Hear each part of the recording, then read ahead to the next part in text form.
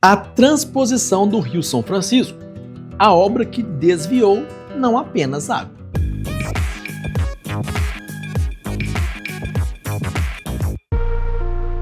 Fala, amantes da engenharia!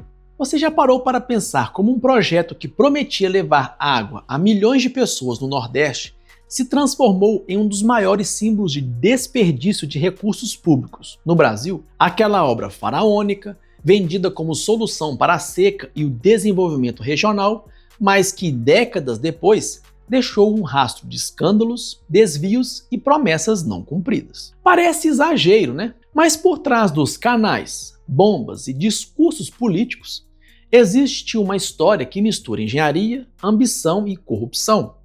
Mas antes, o que é a transposição do Rio São Francisco? Basicamente, a transposição é um mega projeto de infraestrutura hídrica que prometia redirecionar parte das águas do Rio São Francisco, o Velho Chico, para regiões semiáridas do Nordeste, beneficiando 12 milhões de pessoas e 390 municípios. A ideia era simples: construir mais de 700 quilômetros de canais, túneis, aquedutos e estações de bombeamento para levar água a rios temporários nos estados de Pernambuco, Ceará, Paraíba e Rio Grande do Norte. Mas para que isso se tornasse realidade, seria necessário não apenas engenharia de ponta, mas também gestão transparente e compromisso público. E foi aí que o projeto começou a desviar.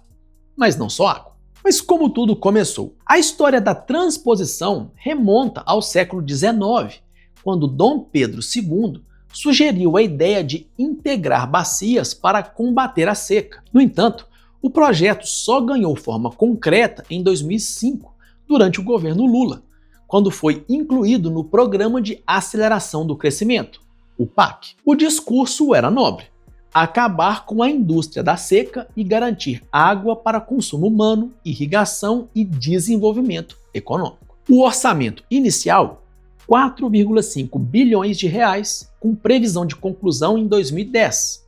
Apenas guarde esse número. E como a transposição funciona? A obra consiste em fazer com que águas do Rio São Francisco cheguem a outros reservatórios de forma sustentável. A água percorre o trajeto de duas formas: por gravidade, usando um canal com declive de 3 graus, ou com a força de estações de bombeamento. Para entender como funcionam as estações de bombeamento de água, podemos citar como exemplo a que fica em Cabrobró, em Pernambuco. Ela tem quase 36 metros de altura, o equivalente a um prédio de 12 andares. Dentro dela, uma bomba capta a água e envia ela para a parte mais alta do canal. Daí em diante, a água segue canal abaixo por força da gravidade, até chegar em uma nova estação. Todo o funcionamento em etapas de transposição ocorre da seguinte forma: a água sai do rio e desce por gravidade até uma estação de bombeamento. Na estação, ela é elevada e volta aos canais, e lá continua a descer por gravidade. Para descer sempre no mesmo ritmo,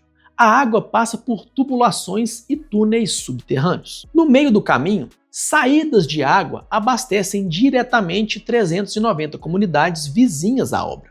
A água que permanece nos canais vai para reservatórios e, em alguns casos, também é usada para gerar energia elétrica. Dos reservatórios, a água chega até as cidades por meio de planos de saneamento básico e, depois desse processo, chega às torneiras das casas e à agricultura. A vazão outorgada pela Resolução ANA 411 de 2005 permite a retirada de 26,4 metros cúbicos por segundo, sendo o eixo norte com 16,4 metros cúbicos por segundo e o eixo leste com 10 metros cúbicos por segundo. E só para você ter uma noção de escala, cada 1 metro cúbico por segundo equivale a 1.000 litros por segundo. Mas por que uma obra tão essencial virou sinônimo de escândalo? A resposta está na combinação de ambição política, falta de fiscalização e uma teia de interesses que transformou o projeto em um balcão de negócios. Logo nos primeiros anos, as licitações foram marcadas por suspeitas de superfaturamento. Empresas contratadas tinham ligações com políticos influentes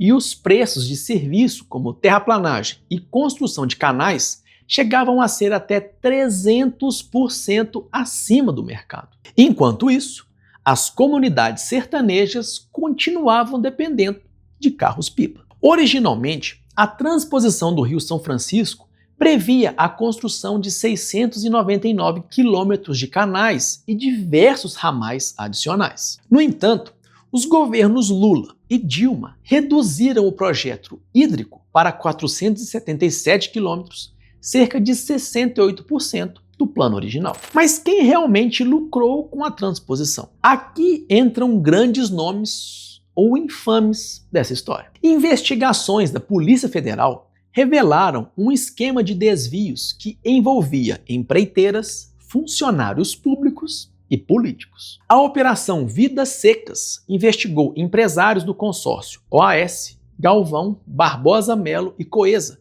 que usaram empresas de fachada para desviar cerca de 200 milhões das verbas públicas destinadas às obras no trecho que vai do Agreste de Pernambuco à Paraíba. O consórcio cuidava de 2 dos 14 lotes envolvidos na transposição do rio. Os contratos investigados nessa operação eram de 680 milhões de reais. O Tribunal de Contas da União, ou TCU, apontou superfaturamento, licitações irregulares e falhas técnicas graves no projeto. Em 2016, uma auditoria do TCU revelou que após uma década de obras, apenas 10% do sistema estava concluído, embora 70% do orçamento já estivesse executado. O Ministério Público Federal moveu 15 ações judiciais entre 2015 e 2020 contra empresas e gestores por fraudes em licitações, com provas de pagamento de propina e formação de cartel. Em 2017, a Polícia Federal identificou notas fiscais falsas de empresas fantasmas que desviaram 500 milhões de trechos como o Eixo Leste. Além disso, o TCU destacou que o projeto não resolveu a seca e, atualmente, estima-se que a obra custou 14 bilhões de reais. E as leis e os controles? Onde falharam? A transposição expôs falhas crônicas na gestão de obras públicas no Brasil. Apesar de existirem órgãos de controle, como o Tribunal de Contas da União, as denúncias eram frequentemente ignoradas ou arquivadas. Relatórios do TCU apontavam irregularidades desde 2008, dentre elas a falta de estudos hidrológicos detalhados, impactos ambientais subestimados e até trechos de canais construídos em áreas de risco de desertificação. Enquanto isso, a obra avançava a passos lentos. E a tal água prometida? O problema aqui é a falta de transparência e manobras políticas. A obra foi declarada como concluída ainda em 2019, mas a sensação era muito mais uma peça publicitária e eleitoreira do que de fato a solução do problema. Aí vem um novo governo e anuncia a continuidade das obras. Mas a forma como é feito o gerenciamento e o monitoramento dessas obras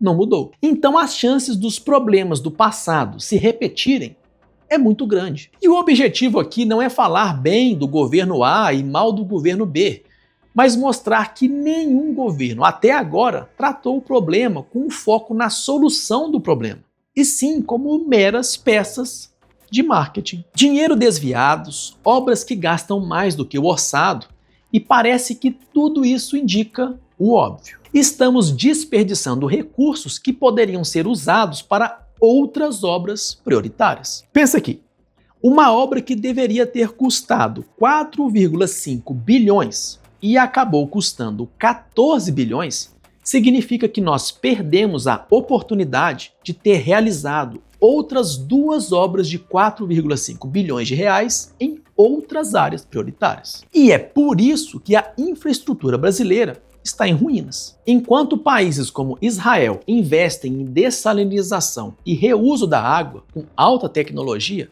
o Brasil optou por uma obra faraônica, fácil de ser fotografada em campanhas eleitorais. Engenheiros alertavam que a transposição era inviável sem investimentos paralelos em infraestrutura local, como adutoras e estações de tratamento, mas esses detalhes ficaram fora do orçamento. A transposição do Rio São Francisco é um retrato do Brasil que a gente precisa mudar. Ela mostra como projetos de grande escala, sem participação social e transparência, viram máquinas de corrupção. Entre 2005 e 2023, mais de 3 bilhões de reais foram desviados só nessa obra, segundo o TCU, dinheiro que poderia ser usado em muitas outras obras. Além disso, a obra perpetuou a cultura da indústria da seca, onde políticos usam a miséria como moeda eleitoral. Se você chegou até aqui e gostou do vídeo, aproveita para se inscrever se não for inscrito, deixe seu like e ative o sininho das notificações.